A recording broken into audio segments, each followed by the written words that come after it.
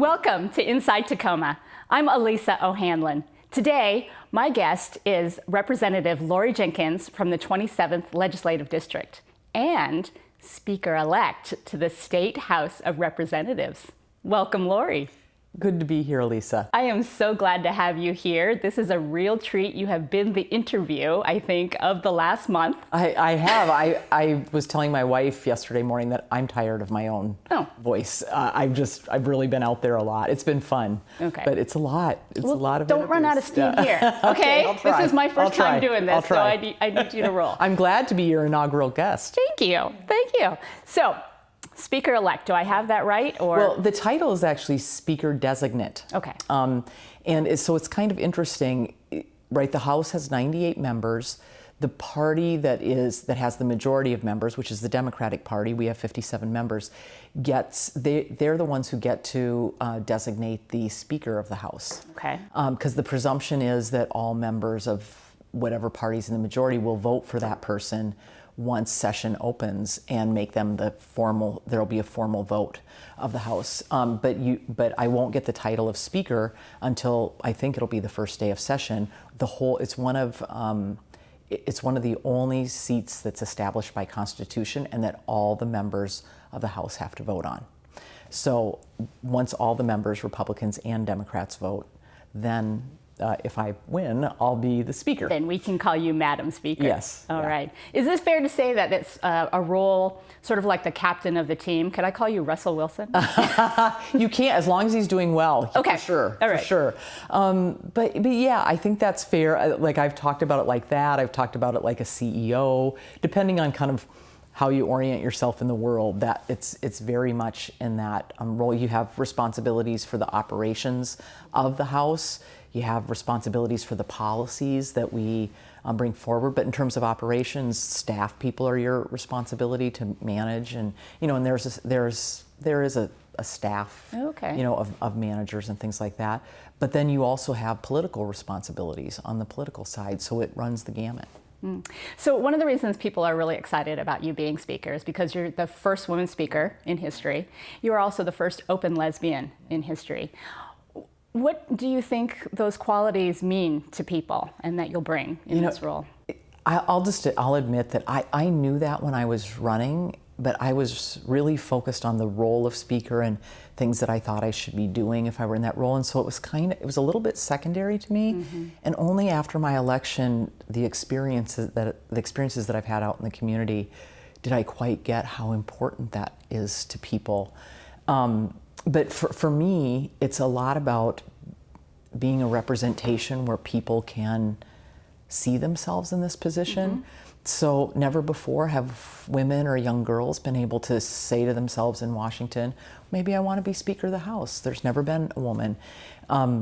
Same for LGBTQ people. And I hope it applies to people of color too, who see folks who have stereotypically been outsiders can now see themselves as someone who can lead the body.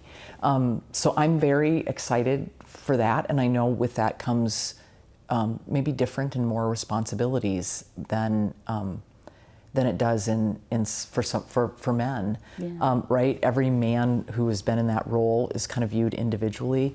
I will be viewed as representing an entire community, whether that's all women or all LGBTQ people. Luckily, I have a little bit of that experience since I was the first out lesbian elected to the legislature. So, but that can be both heavy and really inspiring. Yeah. But I think what's most important is that I recognize that and try and do good by everybody. So many questions I want to ask you, so I hope we get to all of these. I know that in running for the Speaker, it was all women candidates. Yeah. And so what do you think that's indicative of? Yeah, well, I think that there was a readiness on our caucus and a real recognition that we needed to expand the history of leadership. There's a room in the legislature called the Rules Room, and it has pictures of all of the former speakers from the very beginning of statehood. And it's just these three walls of white men, many of whom excellent speakers and people, but there was a readiness for change, and I think there was also a readiness. Women were prepared to step up and lead. There were just a lot of us who felt like we were ready and we wanted to try it. And the other three candidates in the race are extraordinary women, and would have done an extraordinary job. Yeah. So it was wonderful to run with them, and it was also one of the things that was great is we made very strong commitments amongst ourselves that we were each running because we thought we would be a good person. We didn't really run against anybody else, so we didn't have any negative campaigning, and that was, I think, a very good leadership experience for us all to participate in and for the caucus to have. Yeah. So as a speaker, you, back to maybe my Russell Wilson analogy, you set the tone. What kind of tone do you think you'll set? Do you think it will? How do you think it will compare to years past? Yeah. Well, I mean, I'm not. I don't know. I really. This is a job that I've never done before, so I'm learning. In my head, when I think about myself, I think like Speaker Chop, it would be fair to say I'm slightly obsessive, and will be very, very focused on policy, on politics, on operations, on everything, and push people very hard to work, to get work done. And I think Frank was always that way. I tend to like to find humor every day, so I'm hoping that if I'm operating in my best self, I'll find ways to laugh and for others to laugh and to not be too serious all the time, because I think it can be a kind of heavy place, a lot of big issues that we're working on. And then, some of the things my caucus talked about are that they wanted more transparency. They wanted to improve our internal and external communications, because the Democrats control the House and the Senate and the governor's office, wanted to improve our collaboration. So those are things that I'll work on. Everybody wants to be able to have the chance to exercise leadership, and so to try and expand those possibilities for more members. And then I heard a lot about putting an equity lens on all that we do, the policies, meaning the legislation that we're moving forward, our internal operations, and our candidate recruitment. So I think those will be the 5 areas where I spend a lot of energy in my first couple of terms, because that's what I've heard from my caucus that they want me to spend time on. How about from your, let's turn a little bit to, you are a hometown woman. We're proud that you represent us. How about the voice of Tacoma, and how you expect to be able to continue to bring that forward and balance the responsibility for leading the whole House? Yeah, so I think, I'm always going to be, as long as I'm in the legislature, representative from the 27th legislative district. So I'm always going to be looking out for the interests here. And I think we're really lucky because Jake Fye is chair of the Transportation Committee, and he's my seatmate. And Jeannie Darnielle chairs a very powerful committee in the Senate, really relating a lot to the human services work that we do, which is so important to this district. So I think that will always, my experience of the people in the 27th will always be front of mind for me. But I would say that if you're speaker, you have to really understand and appreciate the experiences of everyone in the state and try to craft solutions that are for everyone. So that's what I'll do. I've already started kind of a tour around the state, and this weekend visited, 6 or so different legislative districts and the legislators in them. And so that was really, that was great. What kinds of things did you discover? Were there some surprises? I was in Sultan and meeting with Representative Carolyn Eslick. One, they have a really great brew pub in Sultan. I'll take note of that. And I stopped. She took me through a shop that's been open for 30 years that made it through the Great Recession. Met the owner there, and the vision that they have for their community. They're really focused on Highway 20, the Cascade Highway that goes through their community, and what can they do in terms of safety. So that's one place I stopped. I stopped in Oak Harbor and was able to drive across Deception Pass, which was incredibly beautiful. I was up in Bellingham. So I just got to see a lot. And the thing that's been really great, and it was great while I was running for office too, I met with everybody in the Democratic Caucus in their districts. It gave me incredible confidence in the members and in the House. People are so connected to their communities. I'd be in a coffee shop with somebody, and for an hour, and half a dozen people would come up to them and say, "Oh, thank you for doing this. Oh, I'd like to talk to you about this. Hey, can you come to this?" And it completely inspired me, Republican or Democrat. Now that I'm meeting with Republicans too, I see that again and again, and it's very inspiring. Yeah. Tell me just a little bit about, for folks that may not even be familiar with what it's like to serve in the state legislature. What is the typical day in the life of a representative? Well, now we're in the interim. Yeah. So it's, although my legislative assistant would say it's not very different. It's just back-to-back meetings and running around and stuff. But let's talk about the session. Most people serve on 3 committees in the House. Some serve on more. And there are committee meetings either twice or 3 times a week, and they're 2 hours each. So you can end up, like I ended up last year with some days in which I'd be in committee meetings for 6 hours a day.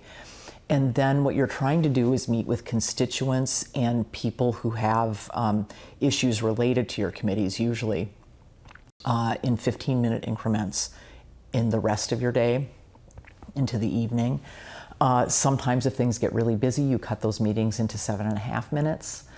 Sometimes you just meet with people as you're walking from the 2 minutes from one committee hearing to another committee hearing. And for me, I'm just trying to always gather as much information and try to help people as much as I can, and sometimes to say to people what you're proposing is just, it's too late in the session, or this is going to take a lot of work. So we need to work on it in the interim and things like that. And then in the evenings, there can be a lot of receptions. I just have finished my 9th year in the legislature, and I don't tend to go to the receptions anymore.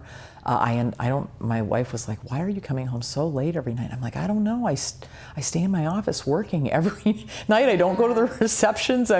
This last session was incredibly productive." Yeah. And so I was just sprinting as fast as I could the whole time. Yeah. And I think we passed some great legislation, but it's wonderfully challenging. Yeah. And I will always encourage everybody to run for office and to serve if they get the chance. Because on a personal level, there is nothing that clarifies your values more than doing that. Who have been some of your, I want to get into a little bit more about who you are. Who have been some of your key mentors on this path to Speaker Designate? I've been lucky to have a lot of people that I've worked with. So I worked in state government for a lot of years with Mary Selecki as the Secretary of Health, and I ended up with a lot of peers through there, through that connection. Here in Tacoma, I worked a lot on gay rights issues and did that statewide. So I have friends that since the early 90s I've worked with. Jan Bianchi, who's now deceased, was one of my best friends, and Mona Mendoza. And anyway, there are a number of those folks. And then in the legislature, because healthcare has always been an interest, a strong interest of mine, I've worked in public health. So I knew Eileen Cody when I was a staff person at the health department, and then I became a legislator. So she's been someone that I've had a really long-term connection to. Ruth Kagi, who recently retired, has been incredible on children and family issues. Folks like Eric Pettigrew, who brings a totally different experience, his world and mine, have been great. So I mean, there's a lot of people, and then folks who are a lot younger than me, like Joe Fitzgibbon, who was elected the same year as me, but he's almost young enough to be my son. Almost, not quite. Not quite. And partly it's people who work in different areas than me. I really want to be great on environmental issues, but my background is more on healthcare and legal stuff.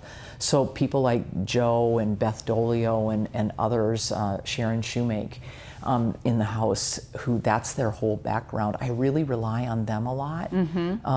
I've known Steve Kirby for almost the whole time I've lived in Tacoma. Yeah. And he's great in terms of having his pulse on.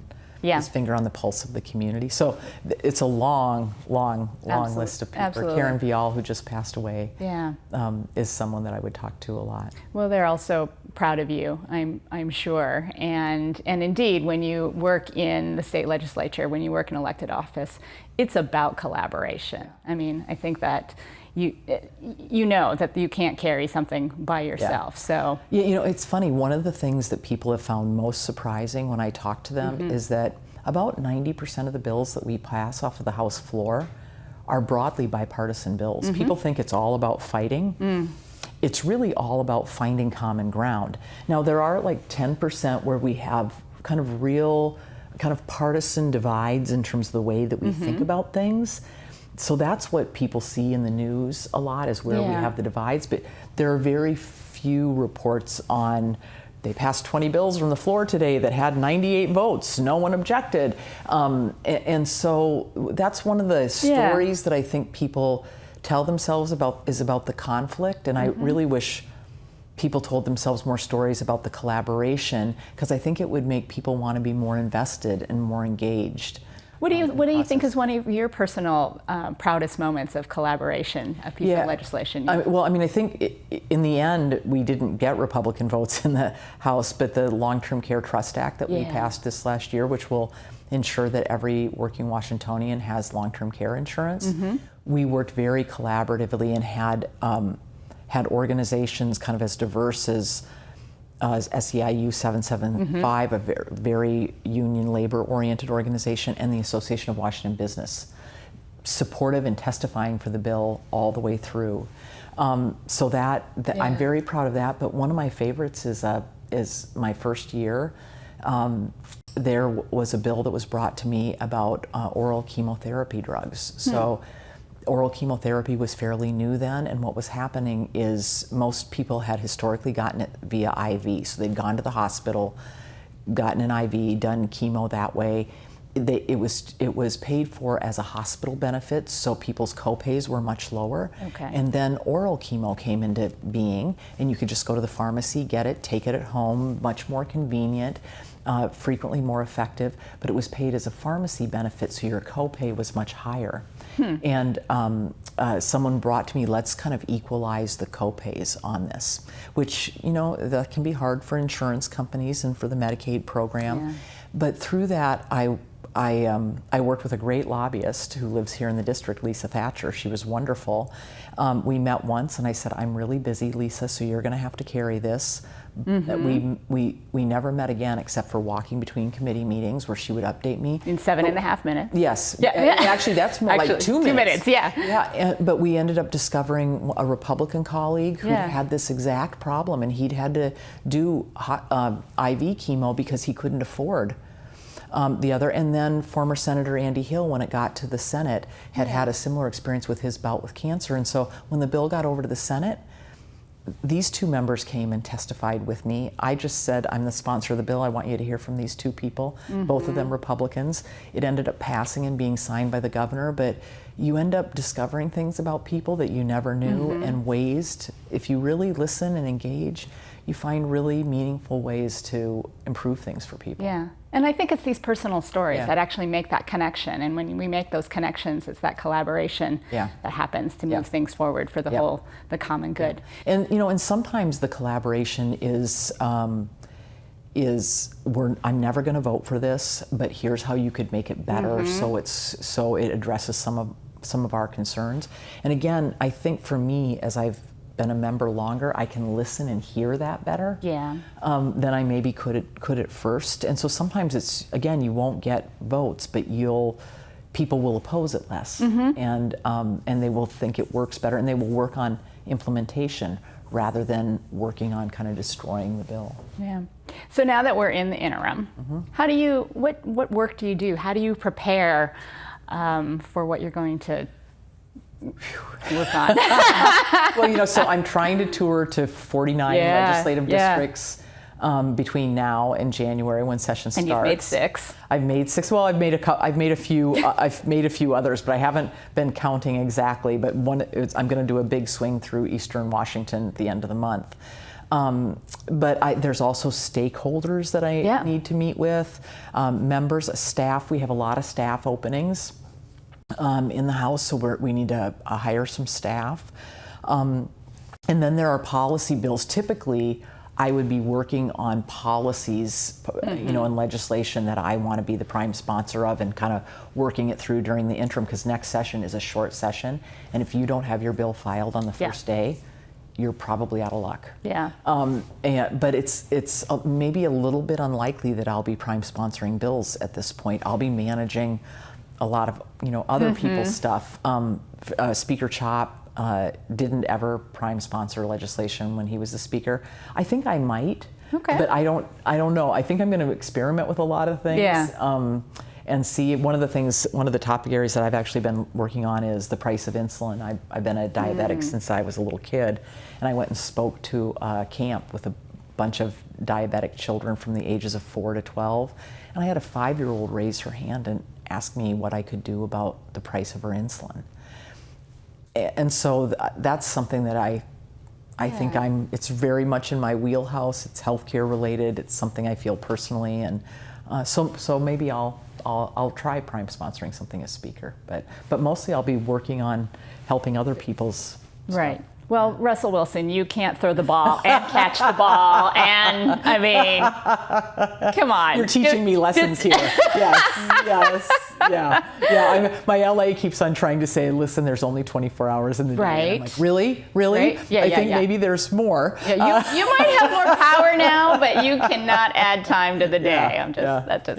So, socks. Everyone always talks about your socks. Tell me.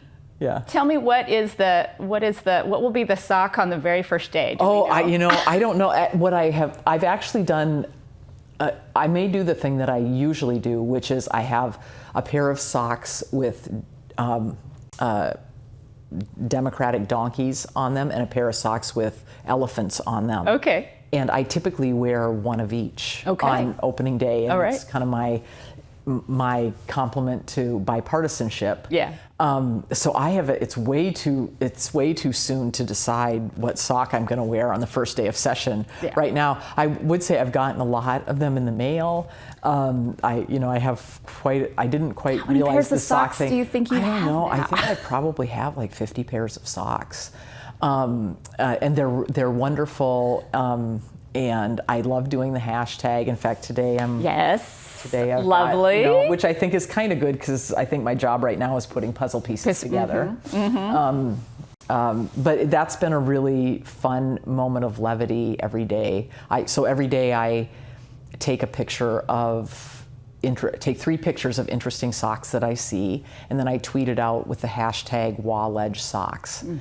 And it started out like really, I don't know, it was hard to find cool socks that people were wearing. And then over time, it's developed such that people will send me pictures of their socks. And one of my rules is I only do it during legislative session, and there has to be proof that the picture was taken on the campus. Gotcha.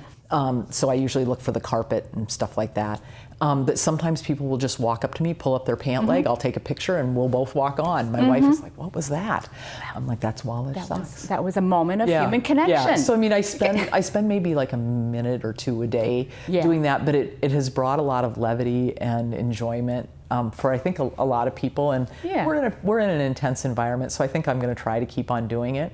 You mentioned that you think you're in an intense environment. You're in an entirely intense environment, I would say, with 2-minute and 7.5-minute meetings and a lot of really heavy issues that we care about. So absolutely, I'm glad. I understand one of your nicknames is Hijinks. Yeah, my nickname is Representative Hijinks. I don't know if it'll change to Speaker Hijinks. I kind of like the nickname. I'm kind of a practical joke person. So when given the opportunity and a moment in time, yes, you can expect that I will be thinking about how to pull off a joke. Some take more planning than others, but and I won't ask you to reveal all the hijinks, because there might be some colleagues out there are still trying to guess. Right, there are some that they don't know that it was my hijinks. Although I would say Steve Kirby does know that I stole his electric fireplace from his office and moved it around the Capitol, and actually ran into Senator Darnielle, and I did this before we were doing it. we ran into Governor Gregoire, who was the governor then, and she's like, "What are you doing here on a Saturday?" And so Jeannie told her, and she's like, "Be in my office at 9 with the fireplace." So the very first picture is Steve Kirby's that we have is Steve Kirby's fireplace in the governor's office with the governor sitting there with a cup of coffee. And then we proceeded to move it around, and that was a Saturday when no one was working. So excellent, that was fun. Excellent. So what are you going to do to wrap up your summer? Our son is heading off to college. Excellent. And we told him we would take him on a trip. We were anywhere he wanted, and we were kind of hoping he might choose Ireland. He chose Disneyland. And the reason is because I see the logic. Yeah, he really wants to see the Star Wars exhibit. So in early September, we're going to do that. And then a week after he leaves for college, a year ago, we bought at the YWCA auction a trip to Tacoma. So we're gonna try and adjust ourselves to our empty nest on a trip to Tacoma. Yeah. Well, and he must be very proud of you as well, and the accomplishments that his mom has made. Has he sent you off with some good advice? Well, it's interesting, when we had the election, the day of the election, one of the things I knew I'd have to do is give a speech. And so I'd written one and gotten a lot of feedback, and I just couldn't seem to get it out. And so 2 days before the election, my son's an actor, has done a lot of theater. I said, "Would you help me?" And so he's the person who actually helped me work on my speech and gave me some comments on how to make it better and things to maybe change. So smart kid who pays a lot of attention to the world and gives his mom great advice, and always has. When I was running, he gave me great political advice. He wanted to be paid in Legos then. He was 9, and I'm like, I can't afford that. He was the most expensive consultant I had. You know what? I'd say he's a smart kid who pays attention to the world because he's had a great role model. Well, thank you.